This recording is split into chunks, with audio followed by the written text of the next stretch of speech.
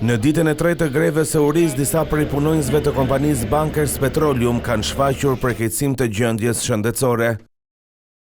Sipas kreut të sindikatës Dritan Shahu, disa prej grevistëve gjatë mëngjesit kanë shfaqur tension të lartë, lodhje, dhimbje koke dhe marrëmendje.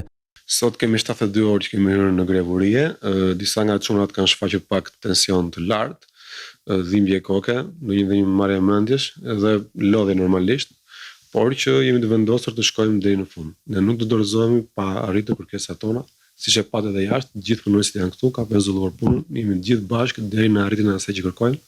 Kërkojmë diçka legjitime që na takon dhe është mos e domosdoshme për të bërë paga dinjitoze për këtë industri që si vjet do të ardhur për kompaninë. Grevistët Dritan Rapushi, Eduard Selami dhe Bledar Dano kanë pohuar se pas 72 orësh janë përkeqësuar, por ndjen të vendosur për të shkuar deri në fund kauzës së tyre. Po normale se tani njerëz me frymje jemi dhe ne do përkeqësohet gjëja se vajtëm 72 orë pa ngrënë asgjë, vetëm ujë, asgjë tjetër. Normale që të përkeqësohen gjërat. Shqetësimet kanë qenë gjatë natës mbrëm. Kemi pasur 3 nga djemtë, kemi pasur me luhatje tensioni. Gjëra që ne kemi zgjidhur këtu.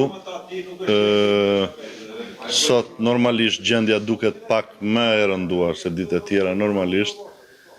Dhe përsëri ne do t'ja dalim, ne do jemi këtu deri në fund.